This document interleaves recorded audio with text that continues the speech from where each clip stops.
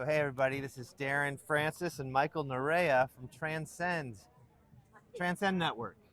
Um, and today we're coming to you because we're partnered with DisruptEd and doing a series on innovation in higher education. I thought to reach out to you, Michael, because we've been talking a lot about early stage startups and how we can support them in interesting ways.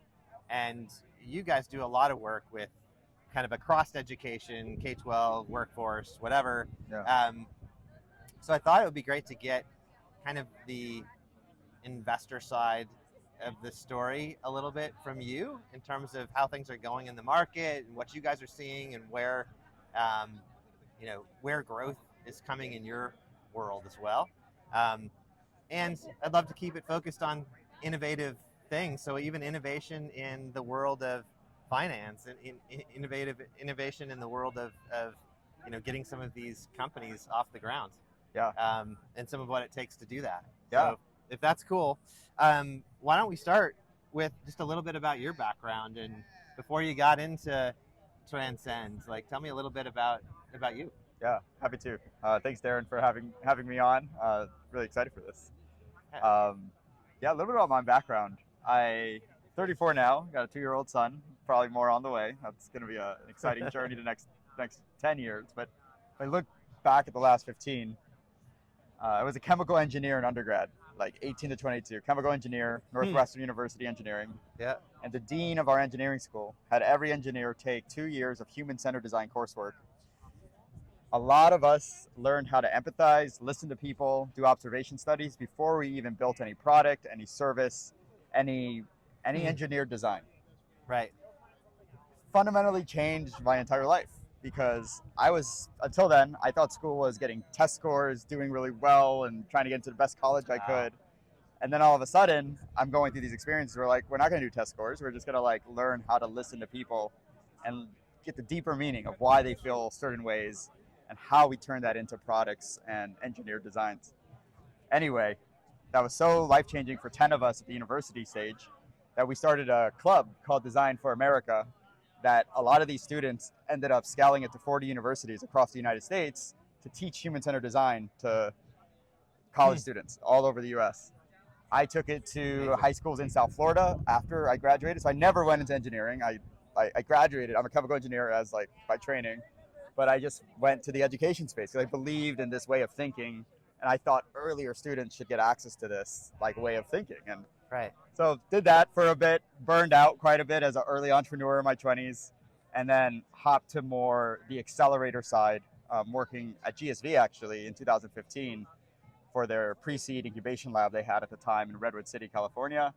And then never left the startup early stage education space since. And that's what led to Transcend Network today, where we're just coaching founders daily on running really lean product market fit experiments to learn from their customers, listen, observe, empathize with them before you go and start selling a bunch of stuff that they may or may not need or spending money building it. And so that's why we're kindred spirits here. Yeah. Because I'm having a similar conversation with founders that I'm working with on a regular basis. And I think actually the framework that you guys put together at Transcend for your fellowship is hugely beneficial. It gives me a language when I'm working with early stage founders to think in terms of their experimentation and the ways that they're really trying to approach product market fit. But I'm curious, how did you get the bug to start Transcend? And was there something missing in the market that you wanted to fill, or how did that come about? Yeah, I think my experience at what's called GSV Labs at the time, they were working with Phil Cutler before Paper was Paper, Carl Rictanis before he built Learn Platform, Jonathan Finkelstein at Credly. They were just starting out, and I was seeing all these early stage founders try to build in this lab, and they honestly needed someone to listen to them. They needed to process a lot of this, and they couldn't really trust. Well, they could trust their investors with financing things, but some of the deeper inner workings, what was happening in their company founding experience, they had nowhere to really go to. So I ended up being that internal ear confidant to a lot of these founders in the 2015 to 2017 range. And I realized after 8 hours of coaching calls a day, I'm like, wow, like if no one's giving these people this time, this is a gap in the market that's not being served. If I'm the only, not the only one, but there's like a few of us out there just doing this, Yeah. this probably needs to be organized differently, marketed differently. And that's where the focus on product market fit really mattered, because at the end of the day, if you're not really getting sticky traction with your early customers, why are you fundraising? Why are you trying to grow? Why are you coming to conferences like this? Right. You really need to be focused on serving the people that matter most. That's your customers, and the first 10 to first 20. Get that right, and then you could scale from there. So we wanted to be the message for that and the coaching space for that to happen. Yeah. I think coaching is the right term. Like the way I see you guys approach this in the interactions I've had as a higher ed coach for you guys. Yeah.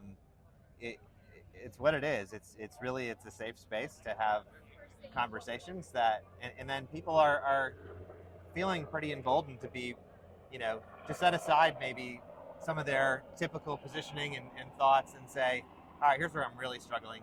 And that requires somebody to facilitate a coaching atmosphere that feels safe and supportive. So that's wonderful.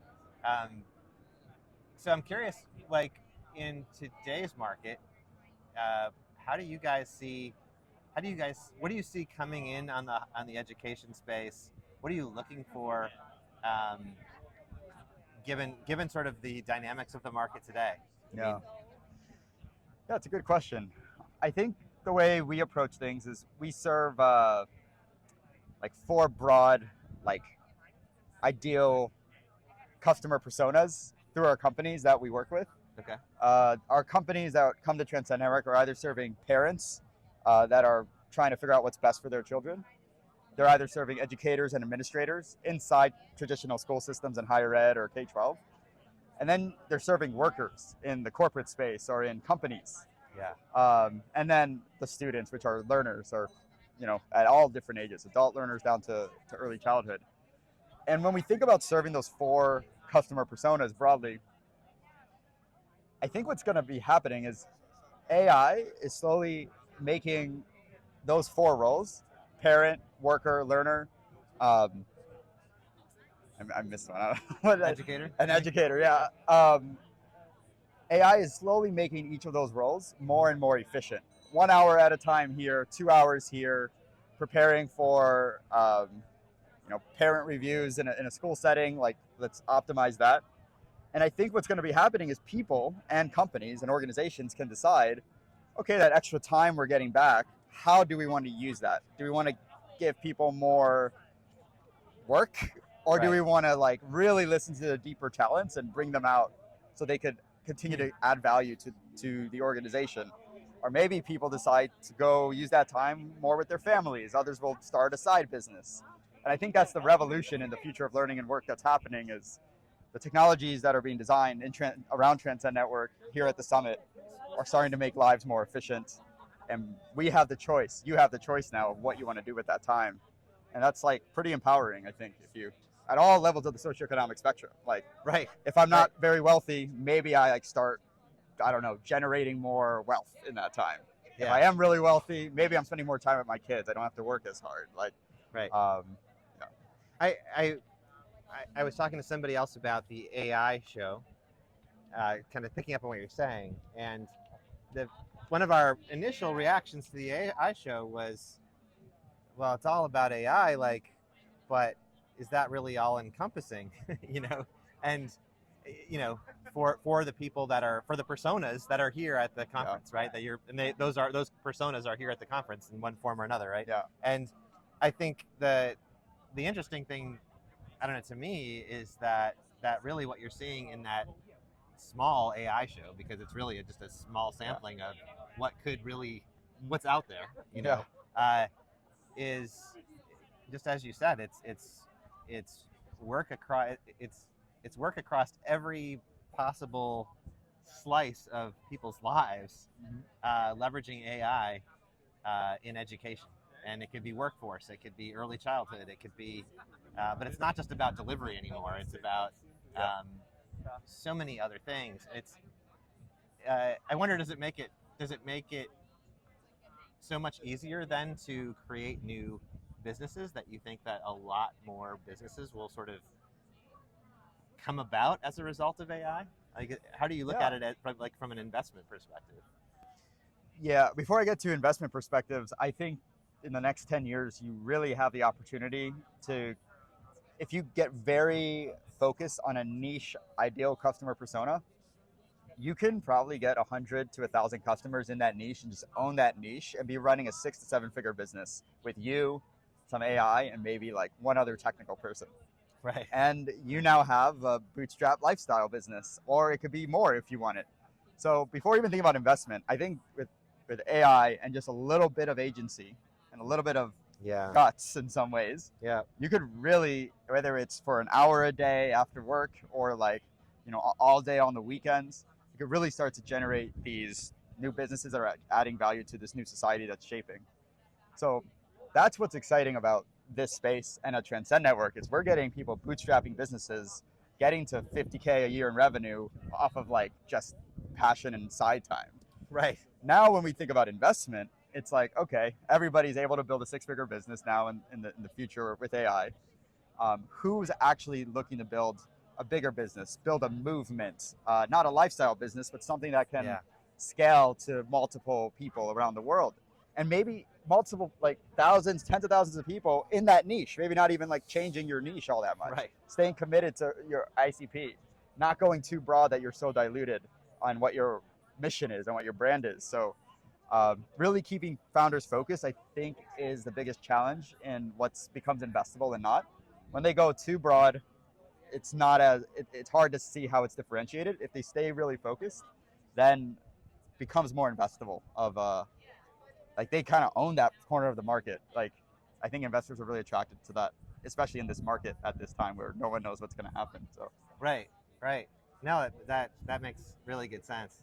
So I know this is actually you're a new father, and I'm going to ask you a question that feels a little bit unfair, but you're also in a way a father of a lot of as a coach to a lot of different founders.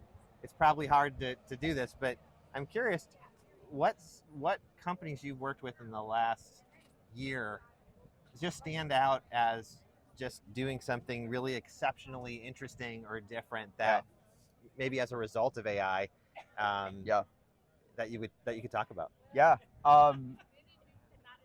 think I'm going to share one that I think everyone in the world can connect with either through proxy or personally to going through this experience. We just had a founder graduate our fellowship. Her name is Laura Cunningham. She founded a company called Ava, and her entire focus is working with millennial moms around the world to take off all these little things that they have to do while raising like 1, 2, 3 kids, so they could be more present with their children or be more present with their side hustle business they're creating while being mothers.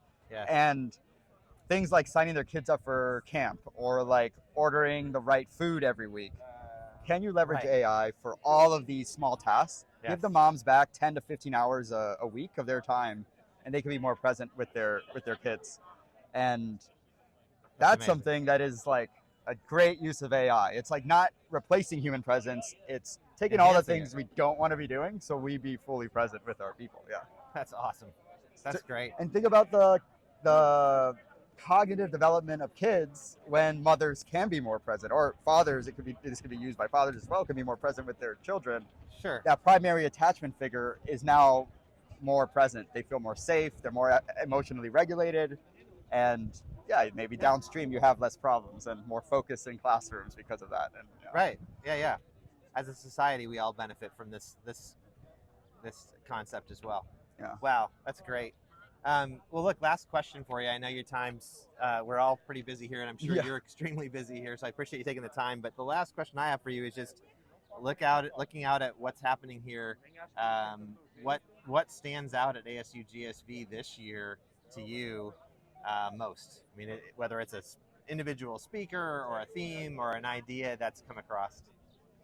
The thing that sticks out here at the summit, at GSV Summit, companies are getting to $1 million in revenue, $2 million in revenue, and there isn't a clear funding path forward for them. So they're really, really looking to partnerships for growth. rev share distribution partnerships. We're seeing more conversations around that than ever Yes. before. Yes. The bigger companies don't know how to keep up with the AI change. They're looking for ways to partner to acquire. So this is the year. It's always been present, but I think I'm seeing more of that here than Really? in previous years. That's really encouraging. Yeah. I mean, I mean, really, because I feel like that's something that a lot of smaller companies have wanted in the past, but they didn't feel like the opportunities were there. But you're saying that you think these opportunities are there both ways. Like the larger companies are wanting to partner, even more of the smaller companies are partnering together. I think by the nature of how fast AI is moving, people don't have even if they're not emotionally ready as like CEOs of their bigger companies, like they have to make a move in the next 12 months. Yeah. Or else, Yeah. you know, their market caps are up for grabs is basically what's happening. So it's amazing. So yeah, it's a forcing yeah. function. I don't think people are emotionally ready for the amount of like strategic partnership that needs to happen, but they're gonna have to figure this out. Yeah. Right. Well, we need to get an app for that too. Yeah. Yeah. Awesome. Well, Michael, thank you so much for taking the time for this. Awesome. Thanks, Darren. This is really great. And we'll talk to you again soon. Okay. Thank you. Pleasure.